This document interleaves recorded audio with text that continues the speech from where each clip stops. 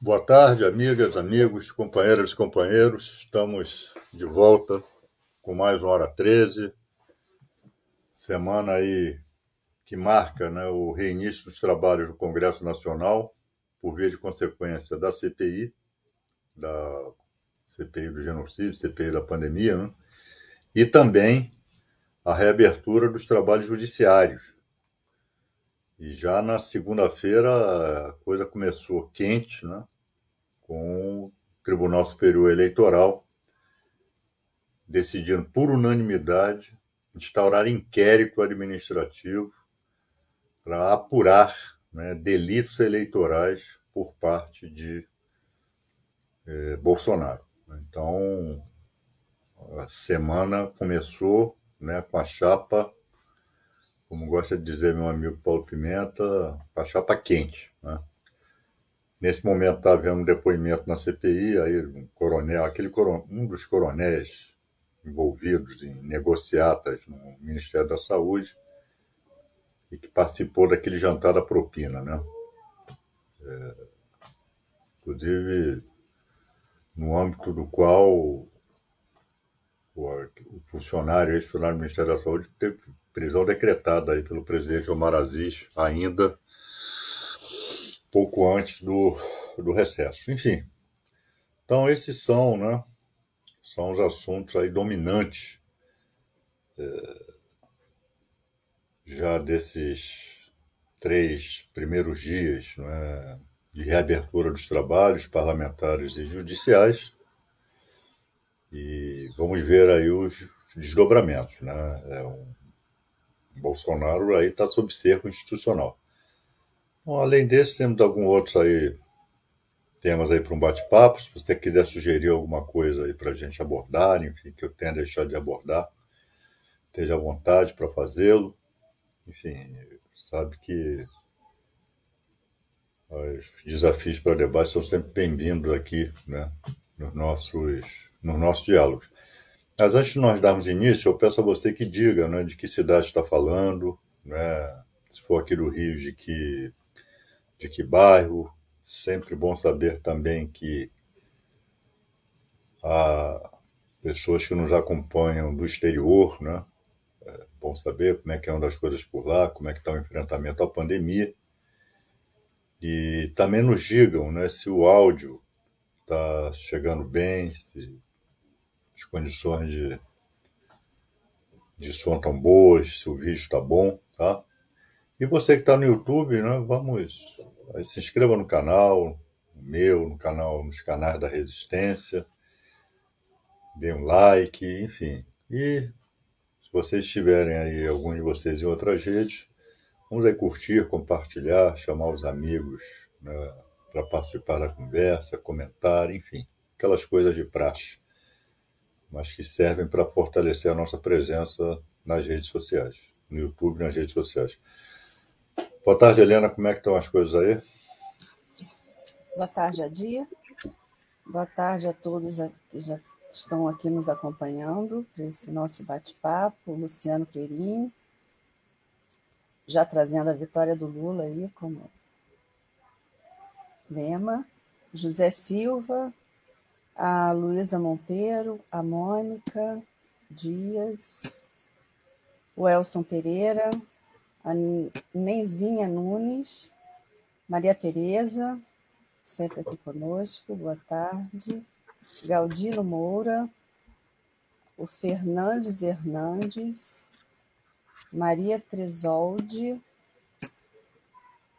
a Ana Hamed, o Galdino Moura. O povo hoje não está colocando de onde está falando, então está aqui a Sônia de São Paulo, Guga Zen, que é lá de Recife, a Sueli Uchi, que também está sempre aqui conosco, de Ribeirão Preto, o Augusto de Brasília, a Sônia Pinto de Florianópolis, Santa Catarina, a Tânia Silva, fora Bolsonaro, Maria Tereza, lembrando aqui que é de João Pessoa, Brás Pereira, Jesuítas do Paraná, Carlos Norberto, nosso companheiro aqui do Rio de Janeiro, a Cleide Gonzaga de Campina, Rosângela em Búzios, o Augusto Gomes de Bangu, a Aide de Nova Hamburgo, Rio Grande do Sul, Tânia Silva, Santa Maria, Rio Grande do Sul, a Fátima, a Graça de Natal, Maria Tereza nos dando um feedback que a transmissão está ótima. A Maria Albuquerque, estamos juntos nessa caminhada. O Sidney aqui de Caxias, no Rio de Janeiro. Nelma de Ipiaçu, Minas Gerais, Ipiacu. A Mônica de Oswaldo Cruz, também aqui do Rio de Janeiro. Piauí, a Olinda. De Maceió, a Maria Albuquerque. Vanderlei também dizendo do áudio e a imagem estão boas. Bom, Adia, muita gente aqui já querendo iniciar o nosso bate-papo. Acho que, como você já comentou, os trabalhos da CPI retornaram ontem, né? E já temos aí muitos assuntos. Hoje mesmo já teve até suspensão, né, da sessão por questões de ânimos muito exaltados. O que você tem aí já nesses 2 dias de análise para fazer para a gente? Os 2 depoimentos de ontem, né, que o tal reverendo, né, foi uma cena patética. Ele mentiu o tempo todo, né? Se não me engano, um dos mandamentos, né, que a Bíblia estabelece é não mentir, né? Ele parece que não cumpriu, mentiu de cabo a rabo, e ao final ele desatou a chorar, né? Alguns avaliam tratar-se de lágrimas de crocodilo, mas chorou, pediu desculpas, né, por tudo aquilo que ele fez e pelas mentiras que contou na CPI. Mas esclarecer que é bom, né? Não é esses depoimentos, os depoimentos servem para, assim como o de hoje, né? Lá o coronel está depondo, o coronel Blanco, né? Esse coronel, ele pretendia negociar vacinas com o setor privado, né, sem que houvesse lei que autorizasse. Posteriormente, parece ser editou uma medida provisória que permitiria essa negociação. Como nós sabemos, as vacinas, elas são negociadas, né, pelos laboratórios com o setor público, com os estados, enfim, e não com iniciativa privada, né? A vacina é um bem da humanidade, né? Não pode ser objeto de favorecimento de poder econômico, né? Ela tem que ser aplicada ao rico e ao pobre, em condições de igualdade, né? E esse sujeito, ele, mediante propina, né, a propina negociada de $1, e vacinas que esse aspecto ainda desafia esclarecimento, né? Tinha um papo aí de 400 milhões de doses da AstraZeneca, que já desmentiu que não usa intermediários, né? Enfim, e mentindo, está lá mentindo, né? Eu suspendi a audiência das mentiras para vir aqui bater um papo com vocês, né?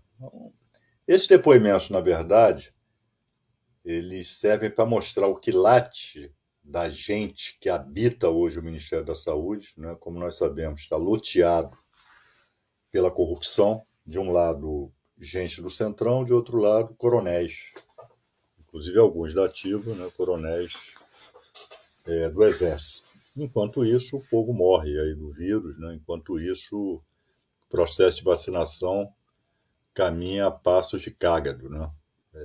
Nós temos apenas, eu não vi os dados de hoje, mas os dados de ontem mostravam que apenas 20% da população brasileira estão totalmente imunizados. Né?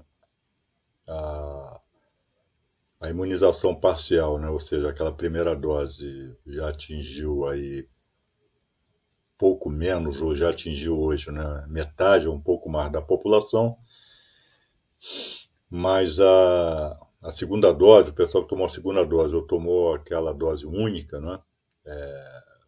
Mal chega aos 20%. Então, enquanto isso, no Ministério da Saúde se brinca de quem rouba mais, né? Quem corrompe mais, quem se beneficia mais, enfim. Então é isso que a CPI está investigando, né? E esses depoimentos também você pode pegar um ou outro aí em contradição, mas não é a partir deles, né, dessa turma, que nós vamos encontrar a verdade. A verdade vai ser repito, pelas contradições e pela documentação farta que a CPI já reuniu. Não se deve, se não tiver aí uma prisão aí, né? Uma prisão no meio aí da conversa fiada aí desse Coronel Blanco, né? Não deve acontecer nada demais hoje na CPI, além da linha, né, insistente de mentiras com que essa turma se arma, né, para ir depor. E aí, Helena? Mas a CPI está indo no caminho certo. Né? A CPI está indo no caminho certo. Ela teve esse período aí do recesso, 2 semanas aí para analisar, né, a documentação, separar o joio do trigo, ver o que efetivamente vai servir para a investigação. Se reuniu com juristas, né, de renome para já sistematizar as tipificações. E é por aí também que o cerco a Bolsonaro vai se fechando. Né? É por aí também. Não só a linha, né, de crimes contra a humanidade, né, que ele cometeu, né, de forma intencional, mas também corrupção, prevaricação, corrupção. Né? Então, a CPI está em vias de produzir aí um belíssimo relatório no sentido de mostrar o que esse governo de fato é, um governo de bandidos, um governo que meteu a mão na saúde, tentou pelo menos, né?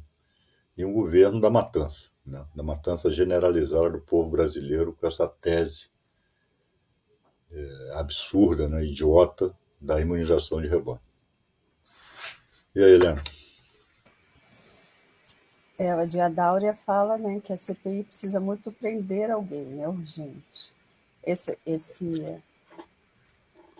poder ela não tem, né? Ela vai fazer o relatório e aí investigações vão continuar, né? Não, obviamente, como aconteceu da outra vez, se o sujeito for caracterizado como está prestando falso testemunho, ele pode ser decretado assim a sua prisão, né, em flagrante. Né? Óbvio que é uma prisão que logo depois será relaxada, mas é possível, sim, que a CPI possa determinar a prisão desse ou daquele aí que minta assintosamente. Né? Alguns mentem sutilmente, né? Outros mentem assintosamente. Vamos ver esse Coronel Blanco aí, como é que ele vai sair na mentira. A Gil Augusto pergunta aqui, enquanto tudo isso acontece, né, essa questão da CPI, como conter a boiada que está passando no Congresso? As privatizações a preço de banana, o desmonte do Estado, destruição do meio ambiente. A pessoa, infelizmente, não contém. Não há, lá é o princípio da maioria. Quem tem maioria. O problema aqui no Brasil, o problema da nossa Câmara dos Deputados, do Congresso Nacional, é que essa turma aí, bancada da bala, da Bíblia, da bola, tudo que há de ruim, né? É maioria esmagadora, maioria de emenda constitucional. Né? Então não há nada que os contenha, nada. Né? Vão passar o trator, estão passando o trator. Ontem aprovaram a lei da grilagem, a lei que projeto de lei, não é, que favorece a grilagem, vai agora para o Senado, mas não sei se podemos ter esperanças de que seja alterado aí para ficar menos pior, enfim. E nada os conterá, né? O que nós temos é que nos preparar para 2022, colocar gente melhor lá, né? Em quantidade e em qualidade. A esquerda, sobretudo, tem que entender, não é, que as eleições parlamentares são prioritárias, não é só, são mais importantes do que para governador, né? São mais importantes, pelo menos no que diz respeito ao ano que vem, elas, do meu ponto de vista, são mais importantes do que para a eleição de governador, né? Então nós temos que, pelo menos, dobrar o número de deputados e deputadas que nós temos lá, né? Para procurar fazer um contraponto, para ver se pelo menos a maioria, nós não teremos maioria. Não chegou, nem sei se um dia chegará um cenário em que a esquerda tenha a maioria no Congresso Nacional Brasileiro. Mas que pelo menos ele não tem essa maioria esmagadora, não tem essa maioria, né, de emenda constitucional, né? E que com a qualidade, né, muitas vezes sofrível hoje em dia, mas com a qualidade dos parlamentares, das parlamentares que nós possamos eleger em 2022, né, possa se fazer um contraponto, porque um bom deputado, uma boa deputada vale por dois, três ali, né, naquele festival de mediocridade. Mas infelizmente não é o que se vê hoje, né? Eles passam o mesmo trator e vão continuar passando. Enquanto eles estiverem com mandato parlamentar, vão continuar passando, infelizmente. E o Ademar pergunta, Adia, o Lula sendo eleito, ele pode revogar esse sigilo de 100 anos do Bolsonaro? Claro, esse decreto presidencial isso é absolutamente constitucional e mostra claramente o caráter corrupto, né, desse governo, né, do Bolsonaro, dos seus filhos, do seu governo, né? Mas sem dúvida que acho que seria um das primeiras medidas do presidente Lula acabar com essa palhaçada, né? Acabar com esse absurdo, né?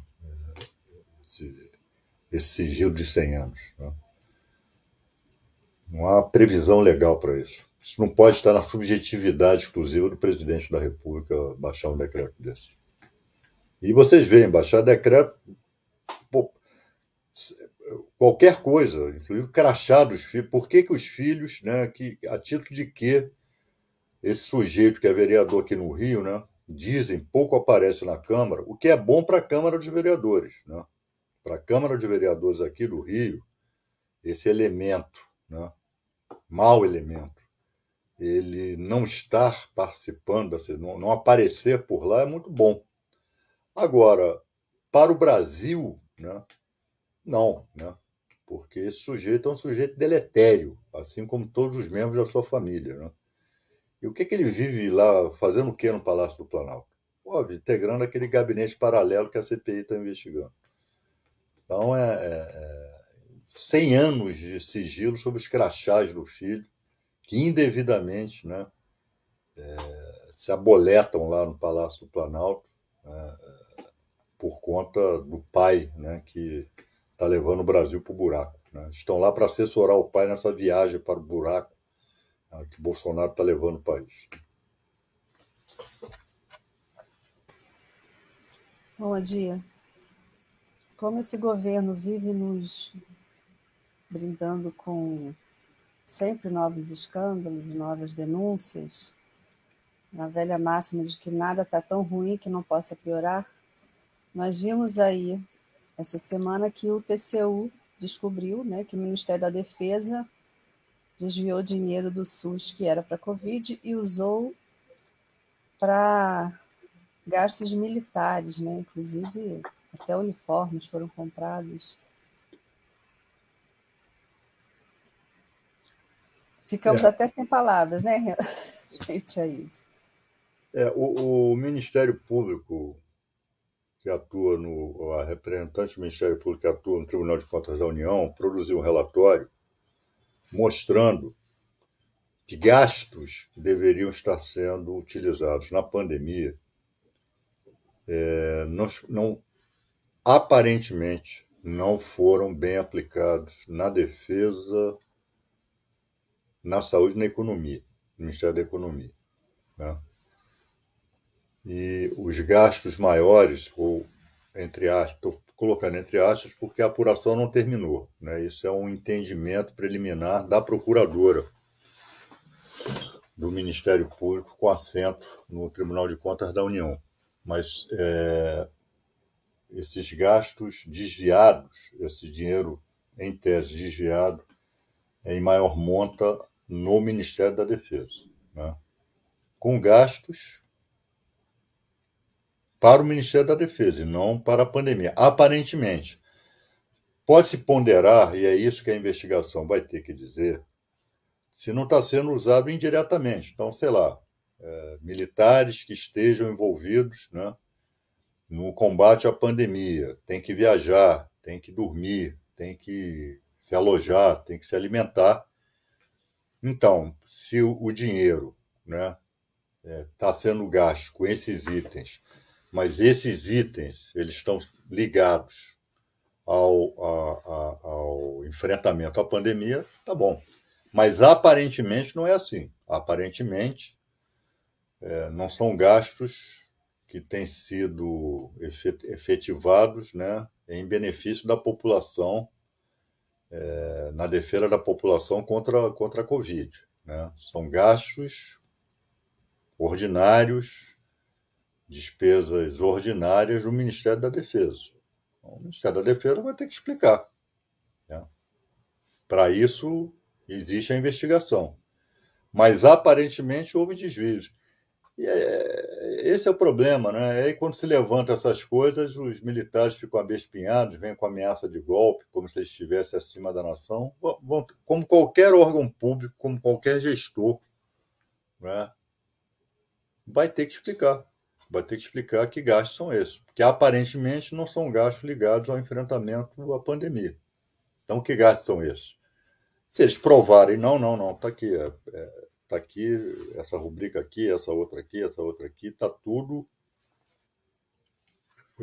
esses gastos, essas despesas foram efetuadas, né, como suporte à nossa atuação, né, contra a pandemia. Tá bom, se provarem isso, agora, se não provarem, vão ter que responder administrativamente. O senhor general Braga Neto, que adora, né, falar coisas, né, que não dizem respeito à sua pasta, às vezes me dá a impressão de que ele não tem o que fazer, né, e fica falando besteira. Até eu não sei o que ministro da Defesa tem a ver com voto impresso ou urna eletrônica.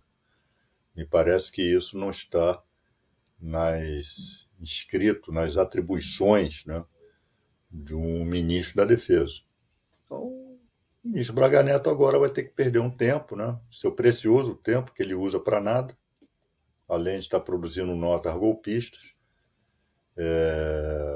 para explicar, né, que gastos são esses, né? Se não forem com a pandemia, ele vai ficar em maus lençóis. Aliás, meu amigo, colega, deputado Rogério Corrêa, aprovou ontem na comissão da Câmara, né, a convocação de Braga Neto para explicar, né, já que eu estava falando de nota golpista, para explicar as ameaças, né, que ele fez, né, o processo democrático, dizendo que se não tivesse voto impresso não ia ter eleição, né? Então o general Braga Neto foi convocado para explicar, né, o que ele quis dizer com isso, como se precisasse de explicação. Então, enfim, né, é importante que essas coisas aconteçam, o TCU investigue, que a Câmara convoque, né, esses militares, para deixar claro para eles, né? Eles não estão acima de ninguém, ninguém tem medo, deve ter medo deles, não. São servidores públicos. Tem que prestar contas ao país, prestar contas ao povo, à nação, à sociedade, né? Não podem ser tratados com privilégio, nem quando se vê envolvidos numa acusação de desvio, numa acusação de desvio de finalidade de conduta. Olha, toma cuidado, é milico. Não tem esse negócio, não, né? Se há indícios, há suspeitas de que estão praticando atos ilícitos, tem que ser chamadas falas, na forma da lei e na forma da Constituição, né? tem que sepultar essa história dessas bravatas militares toda hora, né? Quando não tem o que fazer, que normalmente é o que acontece, vem com história de golpe, de ameaças, né? Então, parabéns aí ao meu amigo deputado Rogério Corrêa. E aí, Helena?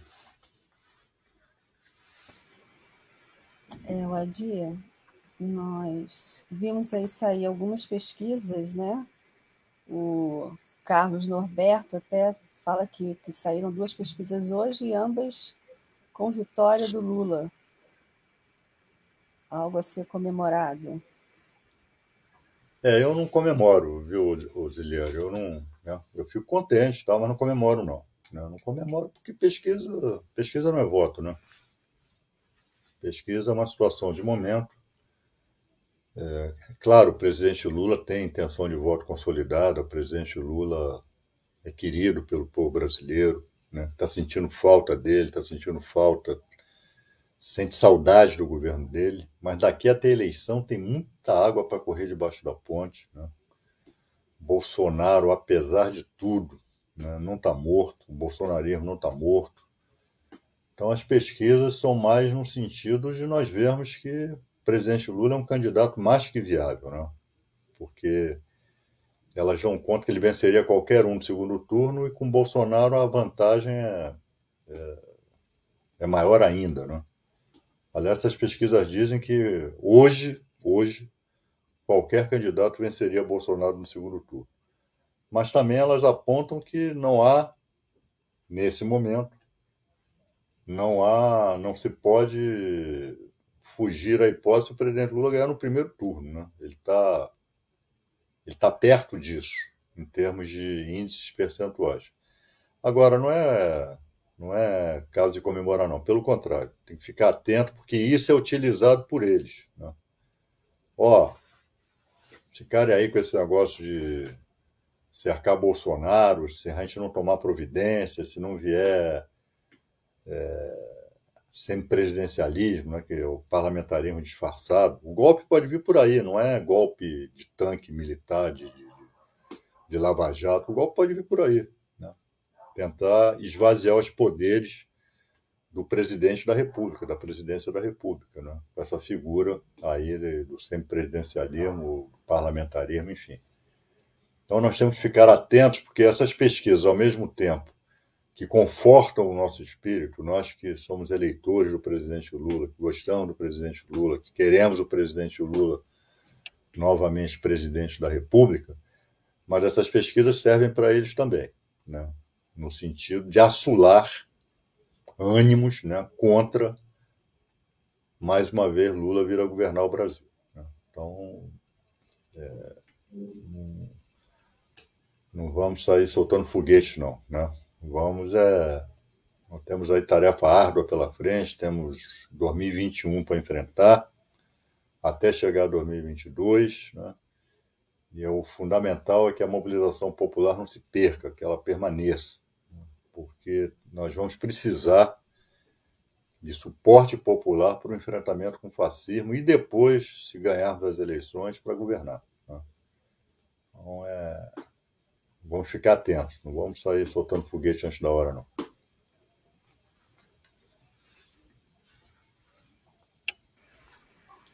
É. E, Nós um pouquinho animados a gente fica para dar ânimo, né? não, sem dúvida, né? Mas De como a gente viu no início da semana, já começando agitada, essa questão que envolve o TSE e o Bolsonaro, a Sônia Pinto traz até já uma pergunta relacionada a isso. Ela falou: a expressão de bandido é o último recado que Bolsonaro usou contra Barroso não pode ser considerada uma ameaça? claro que é uma ameaça, sem dúvida. E o Gilberto traz uma questão que diz respeito ao presidente do Senado, o Rodrigo Pacheco, que acatou o projeto, segundo ele, do voto impresso e colocou no site a consulta pública. E, segundo ele, os bolsonaristas estão lá já enchendo de voto a favor. Então, vou falar um pouco sobre essa questão que está esquentando aí essa semana? Em relação à pesquisa aí no site do Senado, eu conheço o presidente do Senado, Rodrigo Pacheco. Eu não acredito que ele seja a favor de voto impresso, coisa nenhuma. Né? Não é. Eu não sei quais são as regras lá no Senado para colocar essas enquetes. Né? Não sei se o critério é tema do momento. De fato, o Bolsonaro conseguiu polarizar opiniões, obviamente, majoritariamente contra ele, mas ele conseguiu colocar o tema, né, do voto impresso contra as urnas eletrônicas, conseguiu colocar no centro dos debates. Então, não sei se esse é o critério para que o Senado faça isso, mas não significa que o presidente do Senado tenha acatado. Né? Essa questão do voto impresso, ela está sendo, a PEC do voto impresso, está sendo debatida na comissão especial, na Câmara dos Deputados. Parece que vota amanhã. Né? E espero que enterre logo isso, porque acaba. E vamos lá, pessoal. O Bolsonaro usa isso, dentre outras coisas, para tirar o foco da CPI. Então, ele bota o bode na sala, né, o famoso bode na sala, para desviar as atenções dos canhões, né, que a CPI vai começar a apontar para cima dele. Né? Aí vem com essa história do voto impresso, que ele sabe que isso não vai passar no Congresso Nacional. Sabe disso, né? Agora, só que o que ele fez? Ele centra o ataque, né, na figura do ministro Roberto Barroso, centra de uma forma criminosa, né, calúnia, com injúria, com difamação. Né? O presidente da República se presta a esse papel de forma cotidiana. E só que o ministro Barroso não mordeu a isca. Inteligentemente, o ministro Barroso, ao invés de entrar no bate-boca com Bolsonaro, resolveu reagir institucionalmente. Levou a questão para o Tribunal Superior Eleitoral, né? Porque Bolsonaro,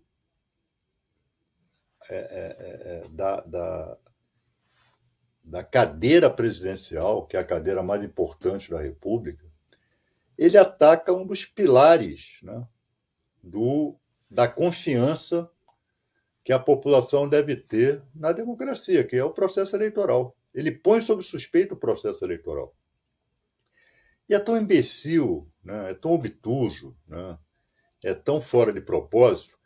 Bolsonaro se elege aqui no Brasil, ele e essa escumalha da prole dele, né, há quantos anos? Né? E através de que urna? Urna eletrônica.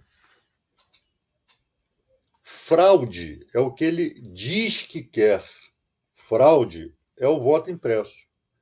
Quem é mais antigo aqui, quem é do tempo do voto impresso, sabe como o processo eleitoral brasileiro sempre foi colocado sob suspeita, sobretudo naqueles locais onde imperava o poder bruto, né, o poder armado, o poder econômico, né, em que mesários eram coagidos, né, em que quantas e quantas pessoas não se elegeram com base na fraude antes do advento da urna eletrônica. Então, o que Bolsonaro preconiza é a verdadeira fraude.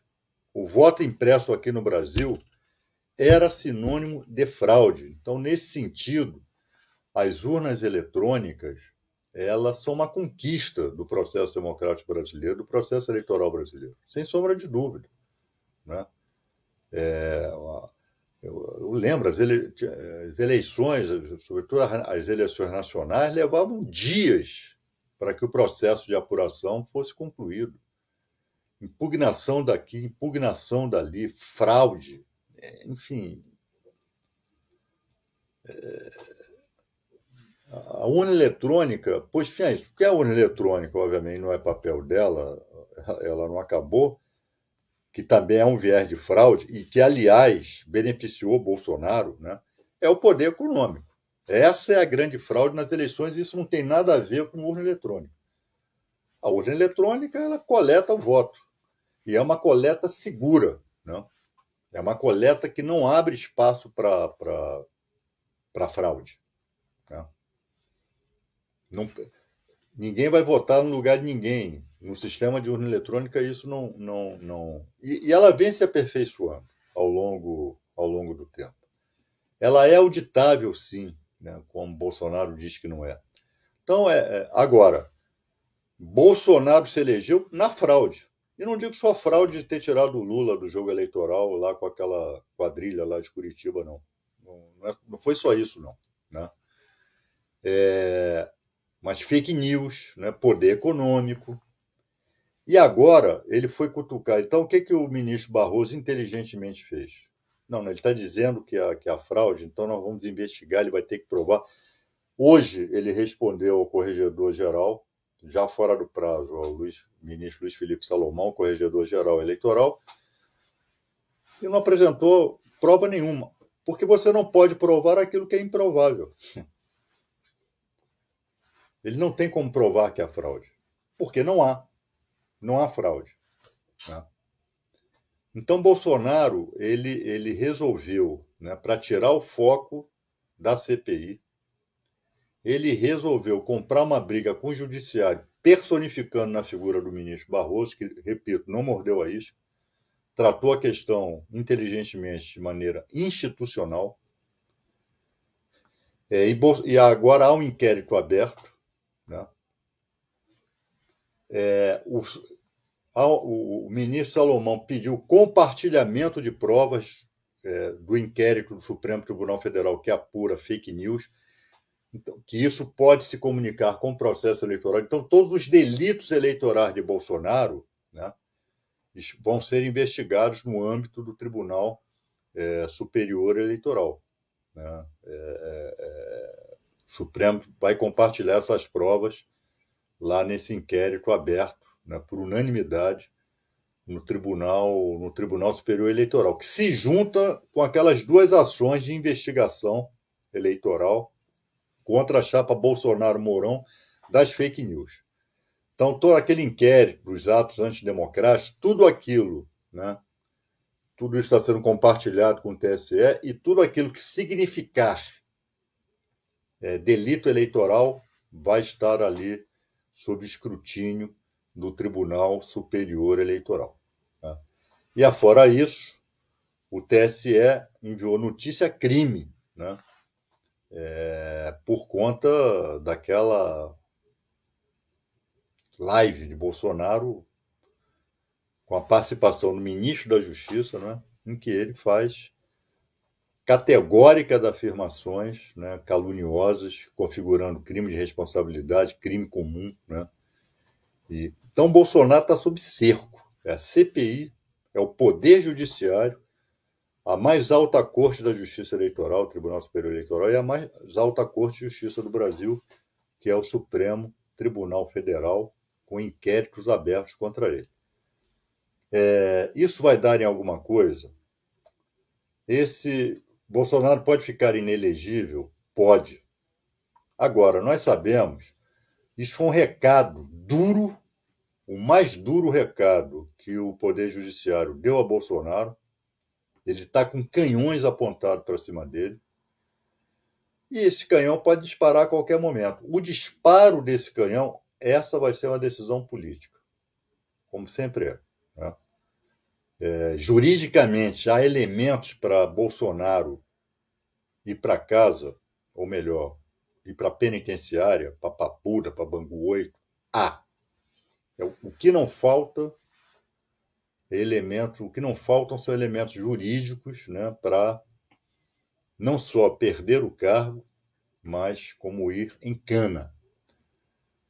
Mas a questão penal, vocês sabem que o presidente da República, por dispositivo constitucional, não pode ser responsabilizado por atos praticados que não tenham relação com o seu ofício, o ofício de presidente da República. Aqueles que têm relação, como, por exemplo, corrupção, vai precisar da aprovação, mesmo para crime comum, né, de 2/3 da Câmara dos Deputados. E repito, Se o cenário político permitir, se consegue, né? Mas pode não permitir. No final das contas, quem fala por último é a política, não é o direito. Né? E no TSE, a inelegibilidade também, o tempo vai ser contado politicamente. Então, se Bolsonaro continuar, se ele continuar com as ameaças, se ele continuar com as bravatas, hoje ele veio com um papo, né, que não, eu não falei do Poder Judiciário, né, meu problema com o ministro Barroso, né, que ele cooptou outros ministros para apoiarem a tese dele. Quer dizer, é a emenda saindo pior que soneto, né? Ele coloca os outros ministros como imbecis que se deixam cooptar, né, por seu par, por seu colega, enfim. Mas o Poder Judiciário recebeu os ataques de Bolsonaro não como ataques meramente pessoais ao ministro Barroso, mas como ataque à integridade, né, do Poder Judiciário, à integridade do processo eleitoral, do processo democrático brasileiro. E Bolsonaro agora está sob esse cerco institucional, não esquecendo a CPI, né? E vamos ver o que vai acontecer daqui para frente. O comportamento dele vai ditar muito o desfecho, né? Então, agora, ele está numa situação de cerco, né, onde ele jamais esteve. Como é um sujeito desequilibrado, é um sujeito, é um bicho, né, que quando acuado, normalmente parte para cima, né, vamos ver o que ele vai fazer, mas o recado que ele recebeu é: a gente não está de brincadeira com você e não vamos mais admitir as suas bravatas, os seus crimes, as suas ameaças. Né? Esse é o recado que o Poder Judiciário mandou para ele. Ele tem na retaguarda aí a Arthur Lira e o Procurador-Geral da República, mas até onde, até quando, né, eles terão condições de resistir a isso, né? Cruzarem os braços e morrerem afogados com Bolsonaro. Né? Isso também é a ver. Né? E uma notícia importante também, que saiu hoje, né? O ministro Gilmar Mendes ontem foi convidado para um almoço pelo comandante da Aeronáutica, né? Que é aquele mesmo, deu aquela entrevista, né? Fazendo ameaças, é tido como o mais bolsonarista dos chefes militares. Né? Sinceramente, eu não sei como é que um brigadeiro pode ser Bolsonaro, pode se deixar subjugar por um tenente, capitão medíocre, né?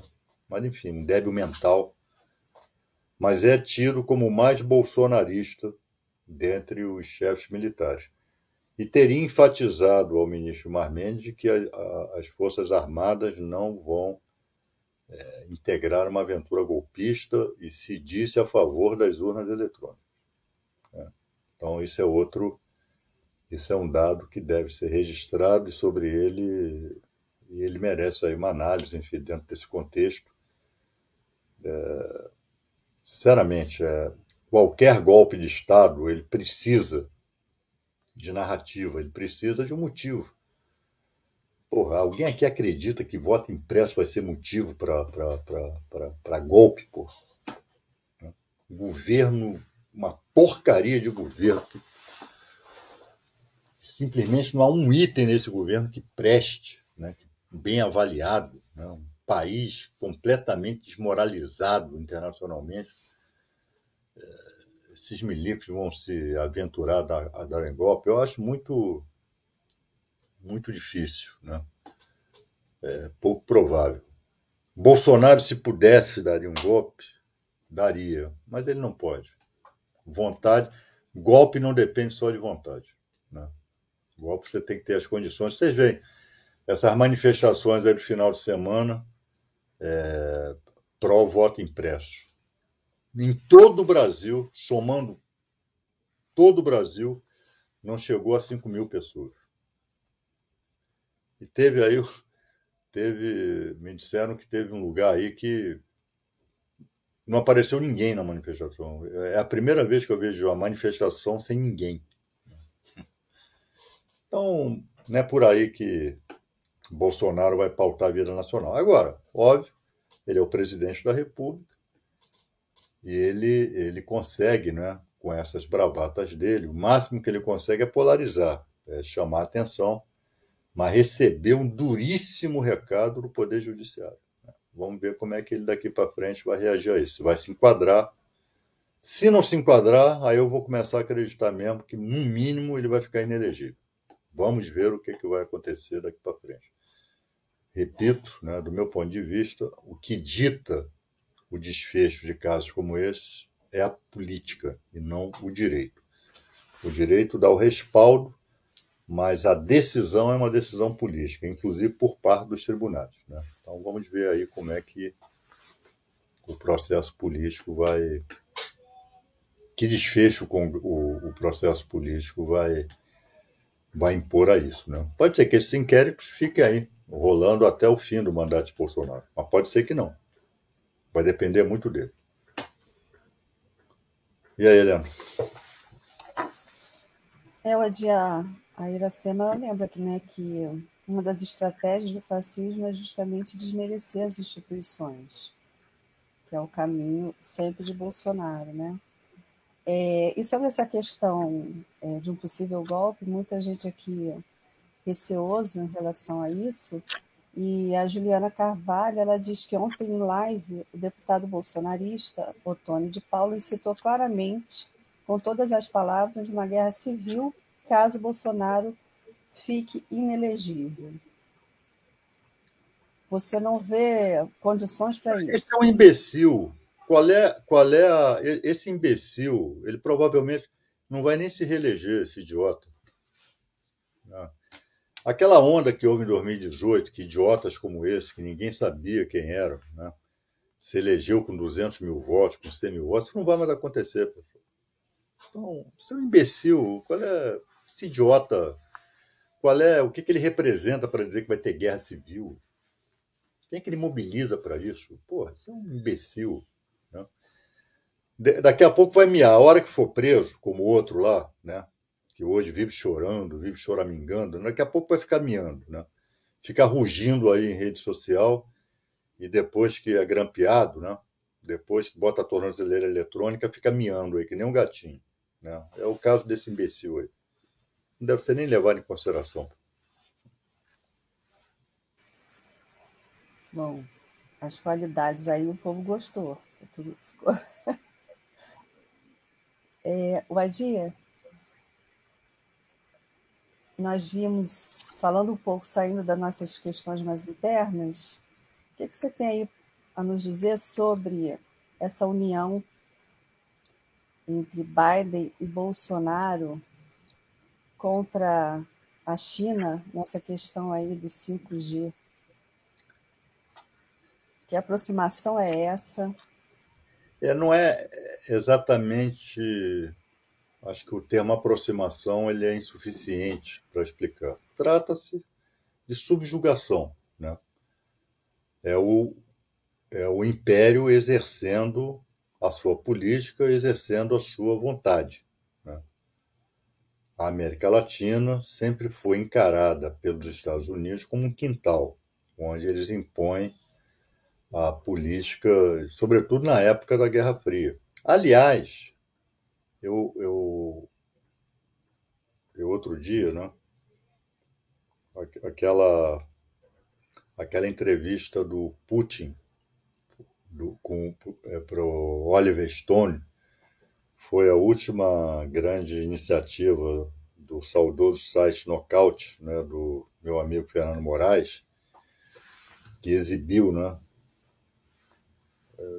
foi a quem o Oliver Stone autorizou a exibição, né, daquela entrevista, que, se não me engano, foi em 3 episódios, 3 ou 4 episódios, enfim, foi uma entrevista grande. Né? E uma parte da entrevista, o Putin falando isso, é muito interessante. Eu não sei por que os Estados Unidos, com a Rússia e com a China, ainda têm a política de Guerra Fria. Eles não nos veem como parceiros, nos veem ainda como inimigos, né? Como polo de disputa, como polo bélico. Né? E E, nesse sentido, os Estados Unidos eles arregimentam seus aliados, né, os seus súditos históricos. Quando isso não aconteceu aqui no Brasil, e é uma das razões para o golpe de 2016, é uma das razões para a prisão, né, do Lula falsamente acusado, né, é quando o Brasil resolveu estabelecer com os Estados Unidos uma relação de independência, né, que tinha como parâmetro, né, o diálogo, então não foi de ruptura, foi de diálogo, mas soberania nacional, de defesa do interesse nacional brasileiro, né? E isso os Estados Unidos não veem com bons olhos. Aí pega um sujeito como esse, né? Bolsonaro, um desqualificado, um desclassificado, um imbecil, um sujeito servil, né? Bateu continência para a bandeira americana, né? Vocês devem lembrar, né? Quando Trump ainda era presidente. Então, pouco importa quem é o presidente. Aliás, vocês forem analisar a história das relações internacionais com os Estados Unidos como protagonistas, vocês vão ver que os presidentes democratas são mais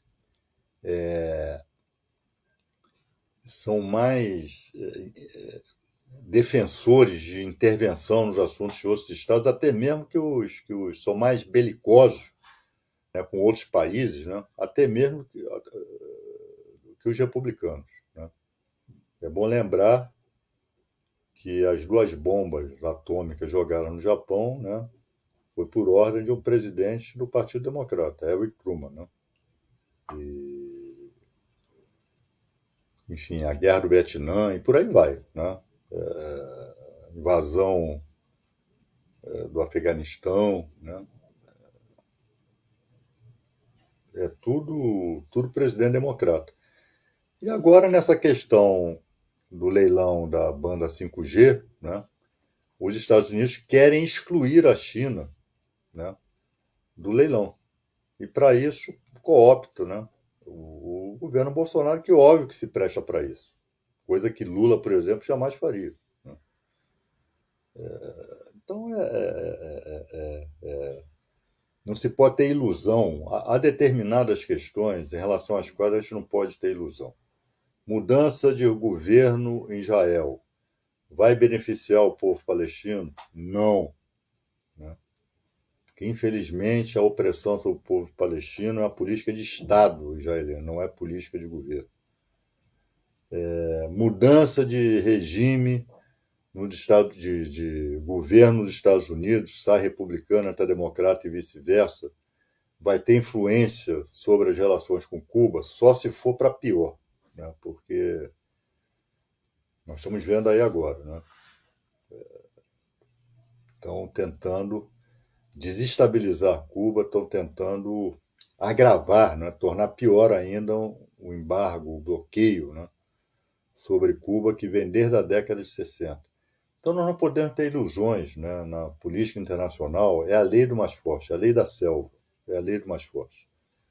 Então, os Estados Unidos, na defesa daquilo que eles consideram seus interesses, não tem essa história de republicano, de democrata, né? É tudo igual. Não tem. E assim eles vão operar nessa questão da guerra comercial com a China, né? Nessa questão de 5G, e tem, né, para a sorte deles, no Brasil, um governo do tipo Bolsonaro, um governo, né, servil, né, um governo de capacho. Bolsonaro é um capacho, né, de interesse imperialista norte-americano. E aí, Helena? Vadia, Oi. para finalizar o nosso bate-papo hoje, queria que você falasse um pouco sobre um encontro inusitado que aconteceu entre Roberto Jefferson e o general Ramos, em que o general define o presidente do PTB, Roberto Jefferson, como um soldado na luta pela liberdade do nosso povo e pela democracia no nosso Brasil. Você vê o nível, né, de certos oficiais das Forças Armadas brasileiras, né? Esse sujeito é general, é outro que não tem o que fazer, né?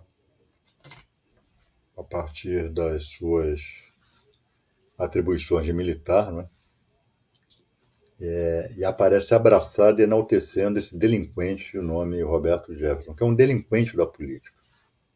Né? Dizer que Roberto Jefferson é um soldado da liberdade e da democracia, esse sujeito só pode estar de deboche. Né? Então é isso, eu acho que os militares sérios, e boa parte deles não está no governo,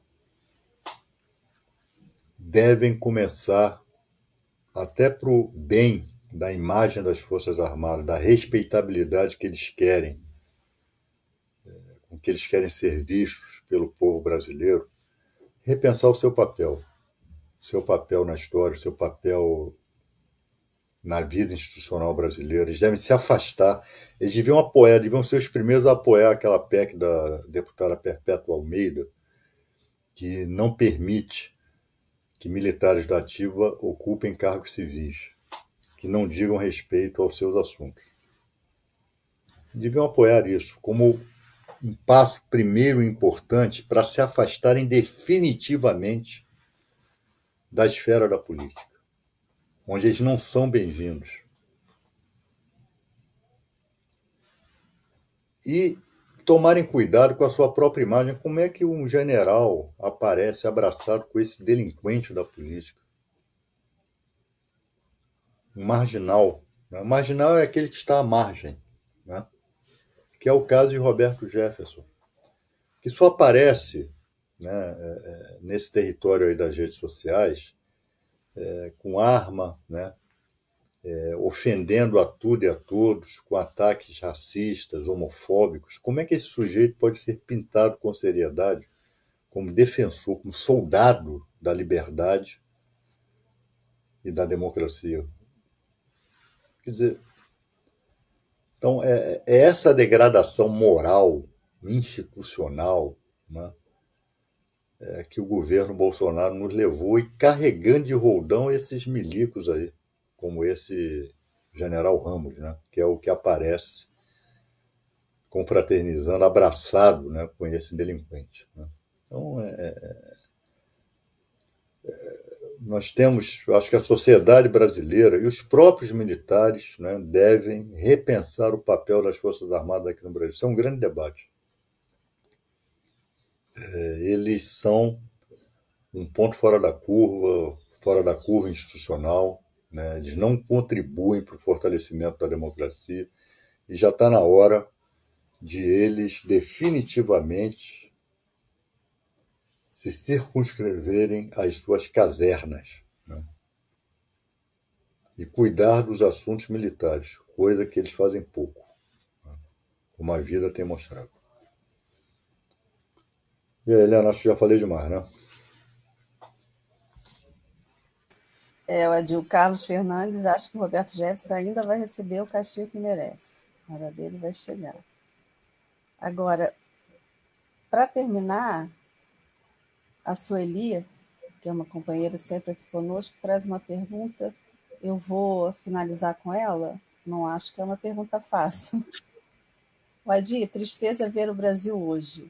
O que estamos deixando para os nossos filhos e netos? Olha, Sueli, como acho que essa é uma situação, embora de tragédia, de degradação, né, em todos os aspectos, mas ela não é definitiva, não. Não é isso que está sendo destruído, e esse lamaçal que está sendo colocado em cima dos escombros, que vai marcar o Brasil, não. Isso não vai ser definitivo, não. Não é isso que nós vamos deixar para os nossos filhos e nossos netos, não. Fica tranquilo. Né? Nós vamos deixar outra coisa para os nossos filhos e nossos netos, não é esse legado de Bolsonaro, não. Eu não tenho dúvida em relação a isso. Tá? Agora, é claro que nada vem de mão beijada, né, para o povo, nada vem de mão beijada para nós. Nós temos que arregaçar as mangas, lutar, né, para que o legado que nossa geração, as nossas gerações vão deixar para os nossos filhos e netos, né, não seja esse legado, né, legado da miséria, da degradação, né, da perversão, né. Isso vai, em boa medida, vai defender da nossa luta. Eu não tenho dúvida, não é esse legado que nós vamos deixar, não. Com certeza. E aí, Helena? Então, por hoje é isso. Até a próxima semana. Tá bom. Pessoal, então, boa semana aí para vocês. Na próxima quarta estamos de volta aqui com mais um Fora 13, né? E se cuidem, né? Porque essa variante Delta aí também não está de brincadeira, né? E vacinem-se, cuidem-se e os bons dias, né, vão voltar, não tenho dúvida em relação a isso. Mas, claro, que vai depender muito aí da nossa luta, da nossa capacidade de resistência, da nossa disposição para o combate, tá? Tchau, até quarta que vem. Tchau, tchau.